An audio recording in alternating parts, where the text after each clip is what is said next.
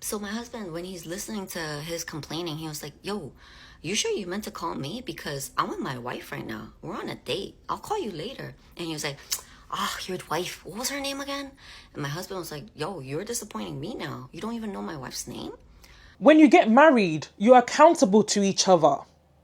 Your time has to be spent wisely. It's up to you to protect your marriage. If you tolerate disrespect towards your spouse, it will continue. Hey loves! So in today's video, we're hearing from a newlywed named Debs who tied the knot this year, April. She's opening up about boundaries in marriage, and she's sharing a story about one of her husband's friend who just can't seem to accept that things have changed. Since the wedding, this particular friend has been struggling with the idea that he no longer has the same level of access to her husband as he did when he was single. Let's get into it. If you're not married or dating, scroll. I don't know if everybody can agree with me, but my husband and I, we only got married recently in April, right? Naturally, I want to spend as much time as I can with him. We only have time on weekends because we're both not working during those days. So today we went to the city, we went cycling, and then we went to Shake Shack to eat lunch. While we're eating, he gets a phone call from one of his boys. He picks up, and the first thing that the fucker says is, yo, I'm so fucking disappointed in you, right? And I'm like, and he was like, and then the guy was just saying, you owe us dinner, but it's hard to coordinate all together, so I want you to buy me dinner first. That's what he wanted to fucking say on a fucking Sunday at 1 p.m. He has nothing better to do because he's not dating. You wonder why, right? It's a whole nother story, but yeah. So he thinks he can call my husband whenever he fucking wants to. If you see my husband's call log, it literally is him, Debbie, mom, him, Debbie. He calls him more often than I call him. And it didn't bother me at first because their calls are useless. They're always talking about things that I really don't care about. And the calls are short, so I didn't care. Right, that's crazy. She just said that this friend calls her husband more than she does.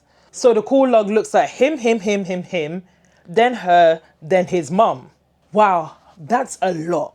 For a married couple, that is a lot because it shows that this friend is in constant contact with her husband. As she said, at first she didn't mind because the calls were short and they were not talking about anything really tangible. However, on this particular call, on this Sunday, whilst they were out on their date, on this call, the friend proceeds to ask her husband to make him some egg tarts. Just to give you some context, Debs and her husband used to make egg tarts for local businesses. They stopped making them because they were labor intensive, and actually, whilst doing my research, I went and looked at the process of making egg tarts, and they do seem quite labor intensive, particularly when it comes to the area of cleaning the tins, which we'll see Deb get into. So they're not easy to make. And then he goes, make me my egg tarts. Side note, my husband loves to bake. And for quite some time, we were making egg tarts from home and supplying them to local cafes. We don't do it anymore, but he tried them and he was like, yo, these are the best egg tarts that I've ever, blah, blah, blah, blah, blah. He has never been to fucking Portugal, so I don't know what he's comparing them to. But yeah, and my husband always, like, out of the goodness of his heart, he would make them some. My problem is, he don't pay for them. He just expects them. I'm not, before you guys go complaining and saying I'm like entitled or whatever, I'm not talking about 6 pieces of egg tarts. I'm talking about 32 pieces. Okay? You try doing business and try giving them out for free. And then you come to me. I was just like, I told my husband, we're not making egg tarts for free anymore. We're not doing that shit because my hands suffer. Egg tart shells, you can't wash it with dish soap. You have to buy new ones then. So you just have to run them in hot water and rub all of the excess oil off. You know how much time it takes and how much it burns my fucking fingers? Of course I use the gloves, but it's still fucking hot. We don't do it anymore. Okay guys, this is a point I want to focus on. If you have a friend that runs a business, the least you can do is support them. Running a business is hard. You should approach them as a paying customer first. And if they want to give you a discount or do something for you for free, then that's their choice. You should never expect that it would be given to you freely. I'm speaking from experience. I used to run a cake business, and I've actually never had one single friend feel entitled to receive anything for free. Never. I've given discounts, and sometimes I've even said, don't worry, it's on me. But that was my decision. The entitlement shouldn't come from the customer's side. It's a business after all. Now, in Deb's case, this wasn't, can I just have a few? This was 32 egg tarts. 32. That's hours of work, no payment, and all during the weekend. The only time Debs and her husband have together because they work during the week, they work at 9 to 5. And let's not forget, they're a newly married couple. They've only just married in April. So time is precious to them. That's time they can't get back and money they're not earning. And to me, this also shows a total lack of respect for the wife. You're telling your married friend to make you 32 egg tarts, fully knowing that he's a husband who should be spending his limited downtime with his wife. Even if she's not physically baking them, she's still involved. Whether that's helping clean up or simply losing quality time with her husband. For a newlywed couple who just got married in April, or even for any couple, like, that matters. You need to take their spouse into consideration. Yet this friend calls whenever he likes, however many times he likes, as if nothing in his friend's life has changed. And that to me is one of the problems. So my husband, when he's listening to his complaining, he was like, yo, you sure you meant to call me? Because I'm with my wife right now. We're on a date. I'll call you later. And he was like, your wife, what was her name again? And my husband was like, yo, you're disappointing me now. You don't even know my wife's name? I have a friend. Recently, she reached out to me. She was like, hey, Debbie, like, how's everything going? We should really meet up. And I was like, hey, we should, catch up. She's like, I was actually really contemplating and texting you because I felt like now that you're married, boundaries, and I felt like maybe it would be inappropriate to call you or text you whenever I wanted. And I was like, no, it's fine. If I just don't pick up the phone, leave me a message and I'll get back to you. We met the day after and then the day after that. So that's my thing though. She's like 5 years younger than me. She knows basic principles, right? I'm not saying I'm the cool shit now because I'm married, we're on another level. That's not what I'm saying. My thing is, he's married to me, okay? Our lives are intertwined. His phone, my phone, his phone. I'm not saying I lost independence or any of that, but I'm saying when he's with me, unless it's a fucking emergency, stop calling him. You have easy access to the guy. It's about to be revoked. I feel like after certain hours, you should not be calling married people.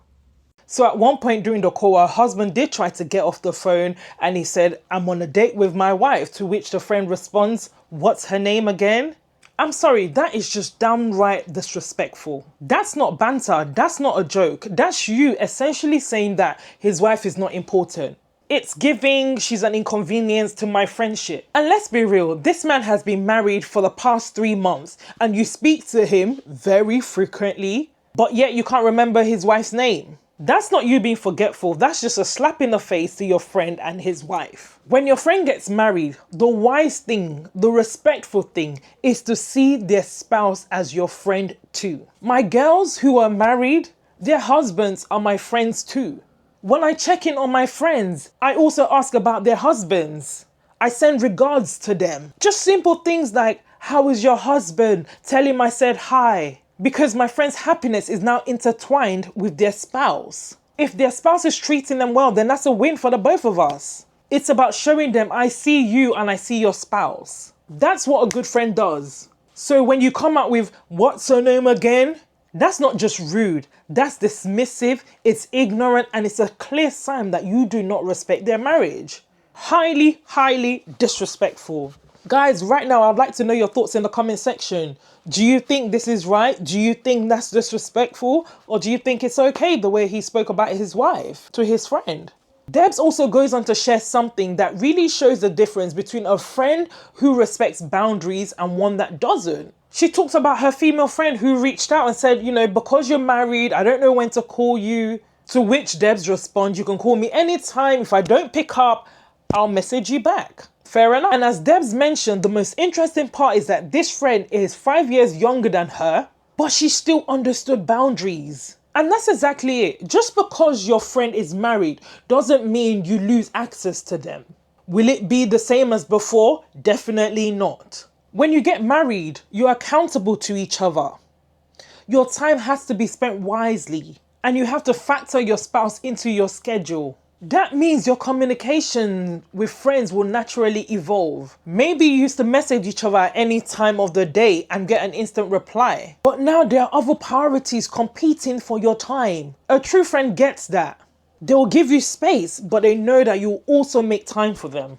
And that's exactly what Debs did. Because her friend respected her marriage, she was able to plan with her friend and they were able to meet up not even once but twice. So it's not that you won't see your married friend again, but it's just that things take a new shape. The smart thing to do as a friend is to adapt. Not get defensive or start feeling jealous of their spouse. Just respect the boundaries. Don't turn it into a thing of insecurity or hate. Your married friend isn't ignoring you. They simply have a new set of responsibilities. And when children come into the picture, oh my goodness, that reality even becomes bigger. So as a friend, your job is to be understanding and evolve with them.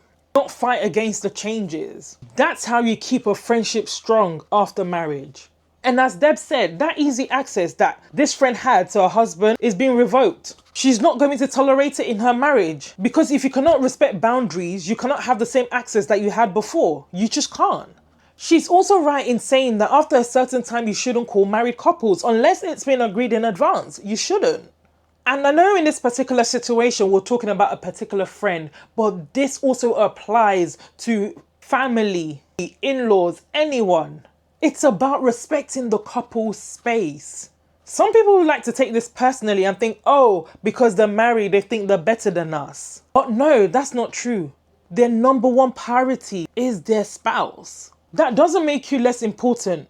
What most people do not understand is that married couples, newly wedded couples, are trying to figure out a lot. Learning to work as a team, establishing new routines, managing bills, blending their lifestyles together. Because remember, these are two people that have come from different backgrounds who are now coming together to make the marriage work seamlessly. They're trying to find a rhythm. They're just trying to find a rhythm. They need grace, patience, and understanding, not entitlement. And honestly, in this situation, I feel like the husband hasn't set the boundaries.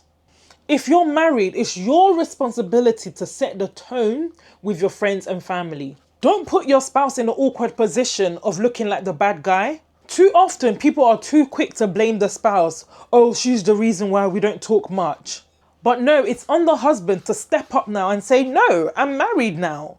Things will look different, but I still value our friendship. However, you just can't call at any time and you need to apologize because that comment about my wife was out of line. If you tolerate disrespect towards your spouse, it will continue.